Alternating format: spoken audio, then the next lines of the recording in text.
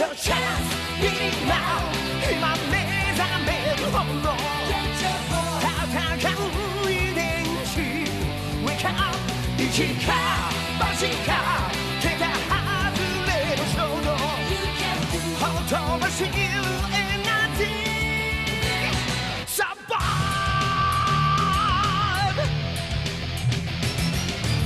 懲りない奴ら複数のダイナマイト生まれつき持って押し寄せる今ない豪華なメンツGo on to the fight 宇宙の外れ巨大な荒野で無茶ぶりで歪む大地地響きが轟く闇 Nothing can stop you now 沸騰してくテンションどうもない日が Wake up 乗るかそるかどうもないアクション断崖ギリギリ極限までサバ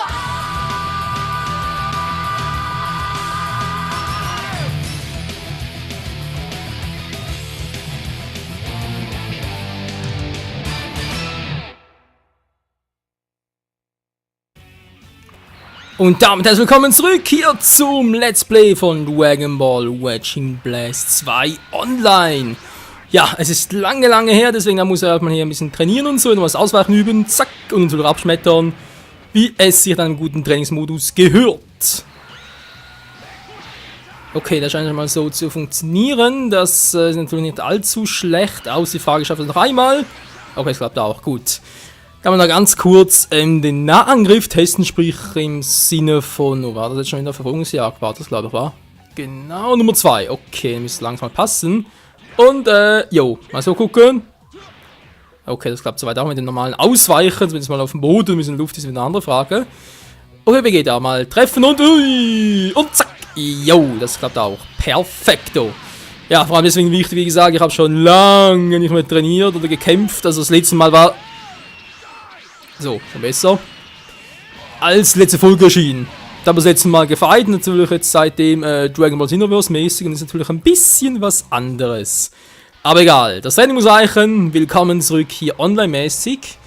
Jedoch werde ich jetzt nicht so sehr aufs Spielgeschehen eingehen, das hat mein Vergangenheits-Ich gezockt und ganz ehrlich, es ist eine Katastrophe. Aber egal, gut, die ersten 2 Kämpfe vor allem, ich glaube der letzte Kampf, der geht einigermaßen vom Skill her. Hat mich wieder ein bisschen gefangen. Ja, der andere Grund, warum ich überhaupt wieder Wedging Blast 2 zocke. Einerseits, wie gesagt, ging es ja darum, dass wir uns da sagen, ja komm, ein bisschen was zocken kannst du noch, von der ganzen passierst, weil ja, wie gesagt, mit Xenoverse und so aktuell schon ein bisschen was anderes und hier kann ich mehrere Dragon Ball Spiele gleichzeitig Let's Playen, deswegen hier ein bisschen zocken, ein bisschen das Gefühl zu bekommen und dann noch über aktuelle Themen zu quatschen. Danach ist das Let's Play, würde ich mal sagen, für längere Zeit pausiert oder beendet, je nachdem, wie auch immer. Nun, so wie wir dazu, ja, ihr seht schon, wie ich dir grandios fehle, also können wir gut und gerne zum eigentlichen Hauptthema übergehen. Und zwar Dragon Ball Super, genauso wie es bereits im Titel heißt oder steht, beziehungsweise halt auf Japanisch Dragon Ball Jo, oder Jo, wie man das Ganze halt auch noch formuliert. Das bedeutet nicht im Sinne von Dragon Ball ist super oder so etwas in der Art, gut, das natürlich auch, nee, es geht mehr ums eigentliche Fazit, sprich, Akira Toriyama, der Erfinder der Dragon Ball Saga, hat sich entschlossen, einen neuen Anime ins Leben zu rufen. Ja, hätte gehört, und der, ich gerade auf die Mütze kriege, hey. Und der heißt tatsächlich Dragon Ball Super, das ist so, ja, wie gesagt, der Name dazu. Soll im Juli dieses Jahres in Japan zumindest mal erscheinen, ich glaube irgendwie im Fuji TV, wie das Ganze heißt. Und ja, mal gucken, wie das Ganze wird. Wie gesagt, Dragon Ball Super ist jetzt nicht so da, wo man sagen könnte, okay, klingt ein bisschen crazy. Aber wie es nach anderen Teil der Welt so aussehen möge, ist natürlich ein anderes Thema. Aber egal, mein neuer Dragon Ball Anime klingt gar nicht mal so schlecht. Um was geht's überhaupt? Erster Punkt, Dragon Ball Super ist wie Dragon Ball GT eine Serie, die es nicht im Manga gibt. Sprich zuerst im Anime erscheint. Wieso erwähne ich das so explizit? Das deswegen, weil, naja, also erstmal allgemein gesagt ist ja Dragon Ball GT sowieso nicht allzu sehr beliebt. Ich persönlich habe eine andere Meinung, also gemischte Gefühle. Und jetzt kommt halt Dragon Ball Super, was, ja, ich sollte das erwähnen. Also erstmal Fakt ist, es kommt, also es ist ein Sequel für ein Dragon Ball Z Anime, sprich es spielt nach Dragon Ball Z. Das ist schon mal Fakt. Und auch, dass es diesen Juli erscheinen wird und es soll auch ein Gegner auftauchen, das ist wieder logisch, oder? Ist nie Ruhe und Frieden auf der Erde, gibt es ja eigentlich nie. Soll ein Gegner auftauchen, der stärker als Buu und auch stärker als Freezer ist. So, da kann man dann natürlich denken, okay, Buu wird erwähnt, Freezer wird erwähnt, hallo, wieso denn das, wieso nicht Cell? Da kann man natürlich Verschiedenes interpretieren. Einerseits natürlich eine Anspielung auf die aktuellen Dragon Ball Z Filme, sprich Battle of Gods, natürlich Resurrection F. Was macht gerade Kid Buu hier? Ja genau, wir haben gerade den Sinn von Kid Buu war, also sprich ein Gegner, der stärker ist als Kid Buu und Freezer. Kann natürlich auch darauf ein Hinweis sein, dass halt beide, also Buu und Freezer, waren halt in der Galaxie gefürchtet. Und Cell eben nicht, weil er kommt ja von der Erde und so, der konnte gar nicht irgendwie groß eine Schreckensherrschaft ausarten. Und der Gegner ist gegangen, natürlich auch sehr schön. Ja, das gab's ja auch, stimmt. Wie dem auch sei, genau, ich denke mal, das könnte ein Grund dafür sein, dass, wie gesagt, halt Freezer und Buu in der Galaxie gefürchtet waren und dieser Gegner halt auch irgendwo aus einem Teil der Galaxie kommt. Und deswegen eine Gefahr für die Erde darstellt, sag's mal so. Oder aber es ist wirklich eine Anspielung darauf, auf dem Film Resurrection F, sprich, es wird wieder weitergehen mit, ja, spoilert leider ein bisschen, muss leider so sein, vom Super Saiyan Gott, Super Saiyan, solche Dinge, sprich, dass alles göttliche Kräfte sind, vielleicht wird es sogar irgendwie um die Götter, also Götter der Zerstörung von anderen Dimensionen geben. Wir wissen aus Battle of Gods, dass es etwa 7 Dimensionen gibt. Man weiß noch nicht so sehr, aber ich hoffe sehr, sehr stark, dass die Ereignisse aus Battle of Gods und Resurrection F keinen Einfluss auf Anime haben, sprich weder auf Dragon Ball Super noch auf etwas anderes.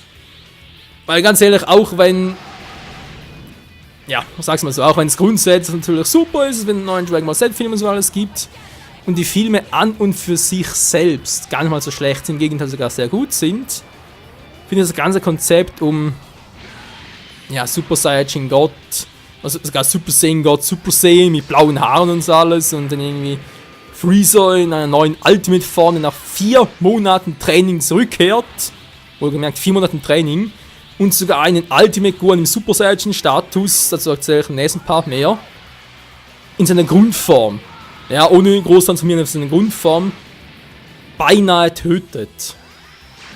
So, ja, da hört es mir irgendwo auf. Ich muss einfach sagen, nee, da ist doch lächerlich hoch 10. Wieso war, wie gesagt, nee, ich erwähne es im nächsten Part, sonst verliere ich mich ein bisschen darin. Aber ja, ist generell so, seit Spenster Celsa gibt es noch ein paar Dinge, wo man sich sagen muss, das ist irgendwie crazy und, naja. Aber egal, zurück zu Dragon Ball Super. Ein anderer Fakt, ja, wie bereits erwähnt, stärker als Buu und Freezer, okay, und es ist ja nach der Majin Buu-Saga angesiedelt. Jetzt hoffen ja viele, das bedeutet, ja gut, nach Buu heißt er auch nach GT, weil zwischen letzten Dragon Ball Z-Folge und GT liegen bloß 10 Jahre und dann können wir gleich GT überschreiben, ist sowieso nicht von Akira Toriyama, ist sowieso ein Scheiß. Das sind so viele Kommentare, die ich noch öfters lese. Liebe, ich sage jetzt doch mal Hater von Dragon Ball GT. Dass Akira Toriyama nichts damit zu tun hat, das stimmt nicht. Er hat sich produziert, das stimmt, das war Toei Animation. Und ein Zeichner aus seinem Team damals noch, aber jetzt aber irgendwie, aber es hat, wie gesagt, ist es nicht wieder komplett von ihm und allem, aber er hat viele Zeichnungen und auch den Anfang der Story hat er geliefert. Also er war auch irgendwie involviert damit. Es stimmt aber auch, dass er jetzt irgendwie im Nachhinein, sprich auch nachdem halt Dragon Ball GT ausgestrahlt wurde, nicht so zufrieden damit war, dass er ihn gerne anders gehabt hätte. Aber auch die Entwicklung des vierfachen Super Saiyajins, die stammt auch von ihm. Weil seine ursprüngliche Zeichnung von vierfachen Super Saiyajin hat Goku eigentlich so gezeigt, wie er heute ist, abgesehen davon, dass er am Bauch keine Haare hat. Also, ja, im anderen formulieren, das vierfache Super Saiyajin ist eigentlich der ganze Oberkörper behaart bis auf die Brust. Und die Zeichnung von Akira Toriyama, die zeigt halt den vierfachen Super Saiyajin ohne behaarte Brust und auch ohne behaarte ohne behaarten Bauch. Vermutlich wegen dem Bauchmuskeln, keine Ahnung, wer das genau so gedacht hat.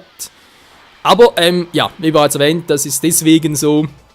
Dragon Ball GT ist nicht im eigentlichen Sinne von Akira Toriyama, aber er hat viel dazu beigetragen. Ich glaube sogar Gibu ist auch von ihm und das neue Charakterdesign von Pan auch und so. Also, ja. Das ist natürlich die Frage, die sich wirklich darstellt, ist es, ja, überschreibt es quasi GT oder ist irgendwie was auch sein kann? Das ist noch nicht komplett bewiesen. Es könnte ja auch zwischen dem Kampf gegen Buu, also gegen Majin Buu natürlich, oder Gibu, wie auch immer, und dem 28. großen Turnier stattfinden. Sprich zwischen 2 letzten Folgen, oder waren es letzten 3, weiß gar nicht mehr. Auf alle Fälle dazwischen war es ja, das war ein krasser Treffer, auf alle Fälle waren dazwischen ja 10 Jahre angesiedelt vom Anime her. Und in dieser Zeitspanne finden ja auch die beiden Dragon Ball Z-Filme statt. Also die aktuellen, sprich Battle of Gods und Resurrection F. Es könnte also sein, dass Dragon Ball Super wird, das am Schluss sogar irgendwie Dragon Ball Z Super oder so irgendetwas, dass sie auch dazwischen stattfindet. Es kann gut möglich sein. Und fände ich persönlich viel, viel besser, als wenn es nach dem 28. großen Turnier wäre. Sprich, wo Up bereits ein Teil der Z-Kämpfer oder halt von Goku bereits trainiert wird. Wie gesagt, vor allem aus dem Grund, weil ich dann nicht will, dass Dragon Ball GT überschrieben wird oder beziehungsweise sogar vergessen wird, weil ich, wie gesagt, vor allem das, na ganz ehrlich Leute, dieser Teil der Dragon Ball GT-Sag, wo es darum ging, die 7, das war ein krasser Move, wo es darum ging, die Black Star Dragon Balls zu finden, das Aufeinandertreffen mit den Bewohnern von M2, sprich Maschinenmutanten, Dr. Gibu und Dr. Mew, Dr. Mew natürlich und Baby. Bis dahin war es doch eigentlich gar nicht mal so schlecht. Gut, abgesehen natürlich davon, dass Goku teilweise ein bisschen sehr kindisch war. Ich meine, er selber war ein Kind zurückverwandelt, aber es war der Körper, nicht Geist und so weiter. Das Ganze wegen General Rudo, so muss ich es formulieren, Baby, Super 17, den Teufelsdrachen. Die Konsequenzen von Dragon Balls, dass das nicht so oft benutzt hat. Die vierfachen Super Saiyajins ist doch alles eigentlich ganz geil gemacht. Ist zwar ein bisschen kurz und so geraten, aber sonst war der Anime gar nicht mal so schlecht. Ich würde es echt schade finden, wenn man das irgendwie überschreiben würde in diesem Sinne.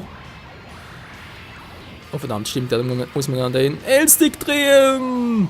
Ich Trottel! Ja, also man würde es irgendwie in Dragon Ball GT 2 machen, wo man zwar die Charaktere wieder verwendet, aber das Ganze ausarbeitet im Sinne von auf etwa wieder über 100 Folgen, so dass es wirklich eine schöne, geschlossene Folge ist, nicht so wie es im Original Dragon Ball GT war, wo es einfach ein bisschen hektisch rüberkam am Schluss. Das kann ich mir noch vorstellen, aber andererseits, solange genommen wirklich, dass sich Akira Toriyama sagt, ja, Dragon Ball GT fand ich sowieso scheiße umgesetzt, ich will es überschreiben und alles, damit es kein Schandfleck mehr wird, war in Anführungszeichen. Glaube ich trotzdem nicht, weil ganz ehrlich, Dragon Ball GT mit den ganzen Charakteren, wie gesagt, vierfache Super Saiyajin, Baby, Super 17, Teufelsdrachen etc. etc. Diese ganzen Charaktere fanden bereits Anwendung in diversen Videospielen. Natürlich eine viel mehr anderen Dragon Ball GT, ich meine Son Goku Junior, genau. Das ist alles Vermarktung, alles womit Akira Toriyama und das ganze Konzept dahinter Geld gemacht hat. Wenn es mir zu sagen würde, oh nee, das war irgendwie Fail und so etwas, das gibt es jetzt nicht mehr. Kannst du nicht bringen, deine eigene Vermarktung sozusagen in den Arsch treten oder verleugnen vor allem. Deswegen denke ich eher weniger, dass sie da Dragon Ball GT überschreiben im Sinne von, dass es alles gar nicht gegeben hat und so, einfach Super Saiyajin sowieso Quatsch ist, es gibt nur noch Super Saiyan God Super Saiyan oder Super Saiyan God Super Saiyan 2 und solchen Quatsch. Also sowieso ein bisschen idiotischer Fände, aber ist ein anderes Thema. Ja, deswegen denke ich, entweder wird es zwischen diesen 10 Jahren stattfinden, bis zum 28. großen Turnier, oder aber man wird wirklich GT überschreiben, im Sinne von einem GT 2.0 und alles ein bisschen ausführlicher machen. Naja, mal schauen, wie es genau wird, wa? Bis zum Juli ist noch ein bisschen Zeit hin und ich denke, bis dahin wird sich noch ein paar Informationen durchsickern. Ob irgendwie Charaktere wie Gohan und Piccolo eine Rolle einnehmen werden in der Hauptstory.